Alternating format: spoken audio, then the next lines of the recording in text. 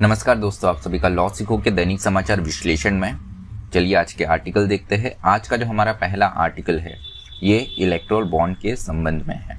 चुनावी बॉन्ड जो होते हैं इसको लेकर मामला जो है सुप्रीम कोर्ट पहुंच गया है। 2008 में ही वैसे ये सुप्रीम कोर्ट में आ गया था, लेकिन इस पर स्टे लगाने की एक अर्ज पर जो सुनवाई अभी चल रही है, तो देखने वाली बात रहेगी कि इसमें सुप्रीम कोर्ट का क्या निर्णय आता है। तो इस आर्टिकल में हम एक विस्तृत चर्चा करेंगे चुनावी बॉन्ड स्कीम के बारे में।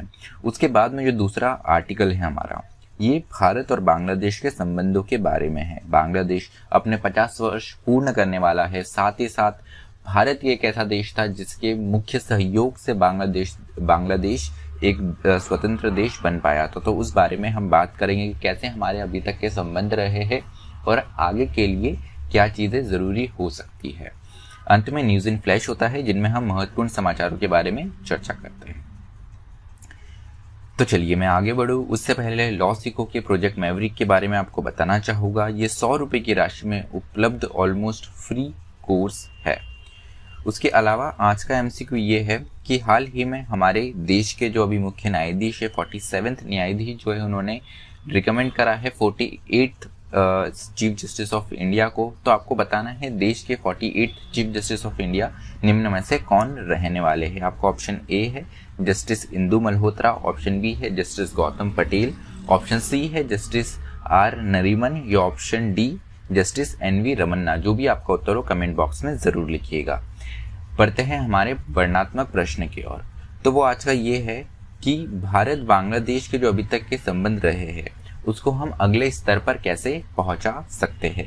उसके लिए जरूरी कोऑपरेशन, कोऑर्डिनेशन और कंसोलिडेशन, मतलब सहयोग, साझेदारी और समन्वय जो है किस प्रकार से हमें बनाने की आवश्यकता है कि ये अगले स्तर पर पहुंच जाए हमारे संबंध। तो आपको आपका उत्तर 250 शब्दों में लिखना है।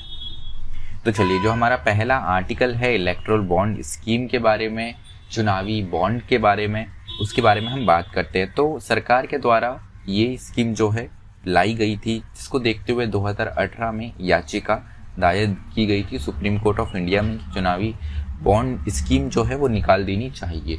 उसी को लेकर एक स्टे एप्लीकेशन जो है वो भी आई है, तो उसी को सुप्रीम कोर्ट सुन रही है। तो 3 वर्षों बाद ये सुप्रीम कोर्ट के पास में मामला हियरिंग के लिए आया है। तो इस पर चिंता जताते हुए राइटर ने बताया है कि कैसे चुनावी बॉन्ड स्कीम जो है हमारे लोकतंत्र के लिए घातक साबित हो सकती है।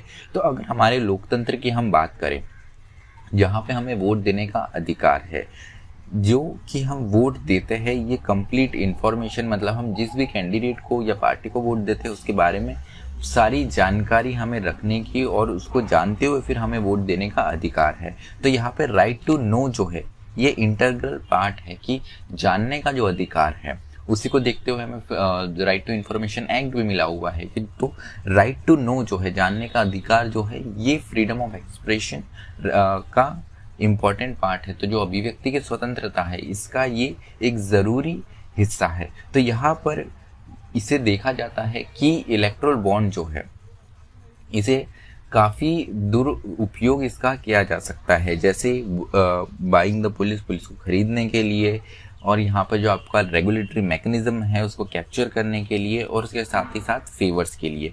तो ऐसा क्यों कहा गया है राइटर ने? क्योंकि गवर्नमेंट पॉलिसी जो होती है वो कई बार ऐसे देखने को हमें मिलती है, भूतपूर्व में भी हमें ये उदाहरण देखने को मिला है कि जिस पार्टी की जो सत्तारूढ़ पार्टी है, जिसके जो फंडर्स होते हैं, जो डोनर्स होते हैं, जो उसको चुनावी खर्चे में मदद करते हैं, उनके फेवरेट पॉलिसी, उनके सहयोग करने वाली नीति सरकार द्वारा बनाई जाती है। तो government know the identity of the funders. तो यहाँ पर एक मुख्य बात यह है कि इस चुनावी बॉन्ड स्कीम आने के कारण सरकार को ये पता चलता है कि फंडर्स कौन है, जो यहाँ पर सहयोग दे रहे हैं, जो आर्थिक सहयोग दे रहे हैं पार्टियों को, वो कौन है, and can be use to give his donation to the rival political parties. तो इसके चलते उनको पता चलता है कि कौन डोनेशन दे रहा है। अब जो चुनावी बॉन्ड, जो इलेक्टोरल बॉन्ड स्कीम है, इसमें जितने भी आप इलेक्टोरल बॉन्ड ले सकते हैं वो SBI से ले सकते हैं। तो SBI को देखते हो तो SBI के द्वारा अगर हम करते हैं तो SBI जो है ये गवर्नमेंट ओन्ड बैंक है। तो यहाँ पे गवर्नमेंट आराम से जानकारी निकाल सकती है कि कौन से ऐसे फंडर्स है जिन्होंने, कौन से दाता है जिन्होंने एसबीआई से इलेक्टोरल बॉन्ड लिया है। अब आपने इलेक्टोरल बॉन्ड एसबीआई से ले लिया, अगर वो आपकी पार्टी को आता है तो आपको समझ में आ जाएगा कि हाँ ये तो मेरी पार्टी को है, लेकिन जो नहीं आया वहाँ से ये आपको आसानी से पता चल सकता है कि नहीं ये आपकी जो प्रतिद्वंदी पार्टी है उन्हें गया है। तो majority donation are made to the ruling party. एक और ऑब्जर्वेशन ये देखने को मिला है कि जब से इलेक्शन बॉन्ड्स आए हैं, चुनावी बॉन्ड आए हैं, तो जो मेजॉरिटी ऑफ डोनेशन रहा है, जो दान रहा है, ये मेजॉरिटी जो है गया है रूलिंग पार्टी को। अब यहाँ पर एक और बात ये आती है कि गवर्नमेंट का इसमें क्या कहना है। अब तो हमने राइटर का कहना सुना, गवर्नमेंट का भी कहना, आर्ग्यूमेंट सुन लेते हैं। वो ये है, its purpose is to prevent the flow of black money into election. तो सरकार का कहना ये है कि काला धन चुनाव में ना आए, इसके लिए ये स्कीम लाई गई है। लेकिन इस पर राइटर ने सवाल उठाया है कि कैसे आप ब्लैक मनी जो है वो हमारे चुनावी सिस्टम में एंट्री जो है उसकी वो बंद कर सकते हैं, उसका प्रवेश बंद कर सकते हैं, क्योंकि अगर आप डोनर की जानकारी ही नहीं दोगे तो ये कैसे मुमकिन है। उसके अलावा आपने डोनेशन जो है उसका कोई लिमिट नहीं रखा है, कोई सीमा नहीं रखा है, तो भी आप कैसे ब्लैक मनी जो काला धन है उसको रोक पाओगे। इसके अलावा keeping citizen in the dark, आप सिटीजन जो है, नागरिक जो है, उनको जानकारी ही नहीं दे रहे हो कि फंड कहाँ से आया है। उसके अलावा आपने एक और चीज़ जो करी है वो ये है कि आपने विदेशी दान जो है, फॉरेन डोनेशन जो है, वो भी अलाउ कर दिया है। तो कैसे आप अपनी निष्पक्षता की बात कर सकते हैं। तो यहाँ पर जुडिशरी का महत्वपूर्ण रोल हो जाता है। जुडिशरी को पालक कहा जाता है, guardian of our democracy judiciary को माना जाता है। तो ये बहुत फंडामेंटल ड्यूटी है, ये एक बहुत मौलिक यहाँ पर ड्यूटी हो जाती है जुडिशरी की, न्यायपालिका की, कि वो हमारे डेमोक्रेसी को, डेमोक्रेटिक प्रोसेस को, जिसमें इलेक्शन भी आता है, उसको बचा के रखे। तो ओनली इंडिपेंडेंट बॉडी है ये हमारे पास में, सिर्फ एक ऐसा निष्पक्ष बॉडी है जो कि डेमोक्रेसी के जो रूल्स है उसको तय कर सकता है। तो अगर हम जाने कि कैसे ये इलेक्टोरल बॉन्ड वर्क करता है, तो सबसे पहले सरकार द्वारा नोटिफाइड बैंक जो है, इलेक्शन कमीशन जो है उनके द्वारा नोटिफाइड बैंक जो है वो बताए जाते हैं। जैसे हाल ही में अभी एसबीआई को बताया गया, तो आप एसबीआई में जाकर इलेक्टोरल बॉन्ड खरीद सकते हैं। अब ये जो इलेक्टोरल बॉन्ड है ये आप चेक या डिजिटल माध्यमों से खरीद सकते हैं। अब ये जो इलेक्टोरल बॉन्ड्स होते हैं, ये बॉन्ड्स के द्वारा डोनेशन दिया जाता है, और जितने भी बॉन्ड्स की जानकारी है ये चुनाव आयोग, इलेक्टोरल कमीशन के पास में रहता है। तो चलिए भारत और बांग्लादेश के संबंधों के बारे में बात करते हैं। तो बांग्लादेश के 50 वर्ष पूर्ण होने वाले हैं स्वतंत्रता के, और भारत से जो दोस्ती है उसके भी 50 वर्ष पूर्ण होने वाले। तो 1971 में 1971 की जब वॉर हुई थी, उस समय भारत से करीब 3,900 जो सोल्जर्स थे, जो सैनिक थे, उन्होंने अपनी शहादत दी थी बांग्लादेश की आज़ादी के लिए। उसके अलावा उस वक्त ये भी देखने को मिला था कि जिस तरीके से पाकिस्तान का अत्याचार चल रहा था बांग्लादेश वाले हिस्से पर, तो उसके चलते हुए 10 मिलियन बांग्लादेशी जो है वो शरणार्थी बन के भारत में आए थे और भारत की शरण ली थी। तो अगर भारत और बांग्लादेश के हम संबंधों की बात करें तो 1971 से लेकर 1975 के बीच में तो ये बहुत ही अच्छे रहे, क्योंकि इस वक्त सरकार थी प्रेसिडेंट शेख मुजीबुर रहमान की। लेकिन 15 अगस्त 1975 में इनकी हत्या हो जाती है, असैसिनेशन हो जाता है। उसके बाद में आता है सैन्य शासन, मिलिट्री रूल, जो कि 1982 से 1991 तक चलता है। जनरल HM इरशाद के यहाँ पर उनका रूल रहता है।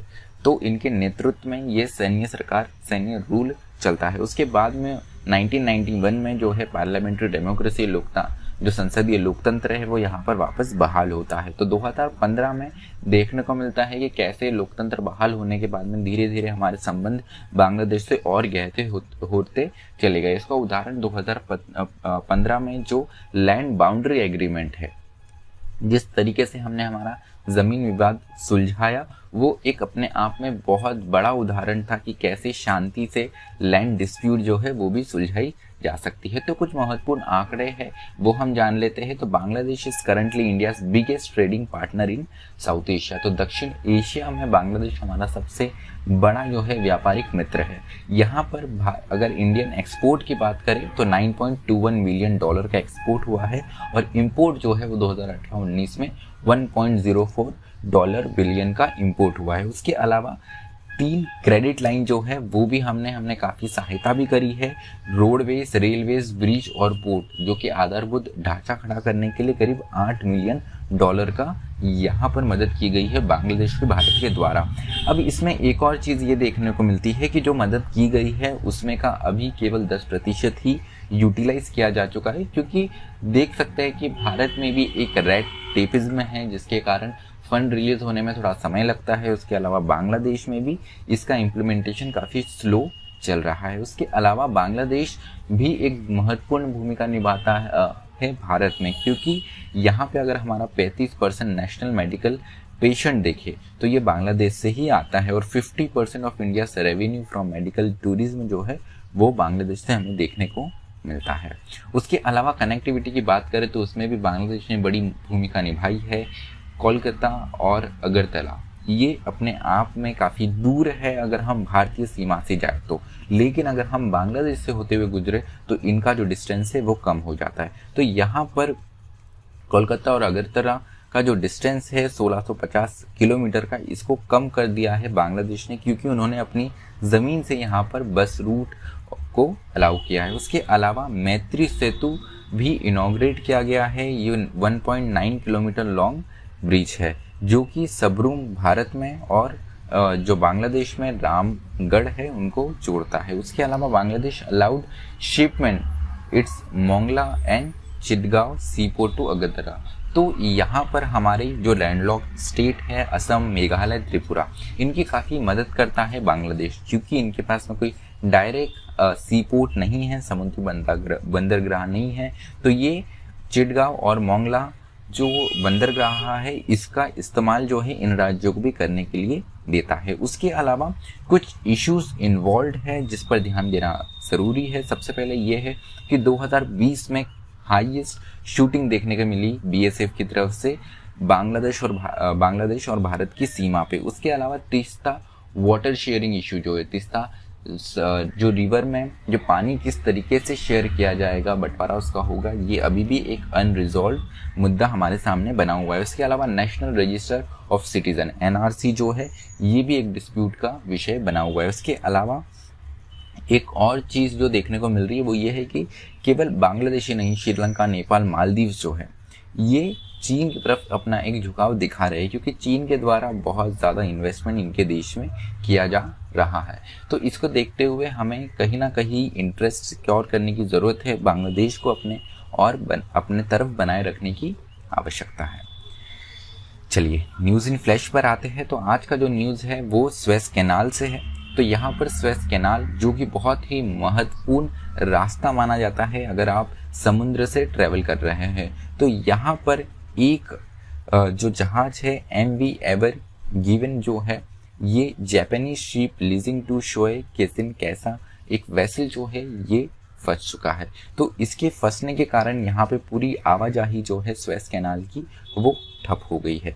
तो ये सबसे बिजिएस्ट शिपिंग लेन कहा जाता है कि सबसे ज़्यादा यहाँ पर ट्रैफिक देखने को मिलता है। 2020 की बात करें तो 19,000 जहाज जो है वो यहाँ से गए हैं, जिसके चलते हुए इजिप्ट का जो अर्निंग है ये $5.61 मिलियन हुआ है। तो चलिए आज का विश्लेषण हमारा यही समाप्त होता है। इस वीडियो के PDF आपको हमारे टेलीग्राम चैनल पे मिल जाएंगे अगर आप ये यूट्यूब से सुन रहे हैं। तो अधिक जानकारी के लिए आप लॉ सीखो की वेबसाइट भी विजिट कर सकते हैं।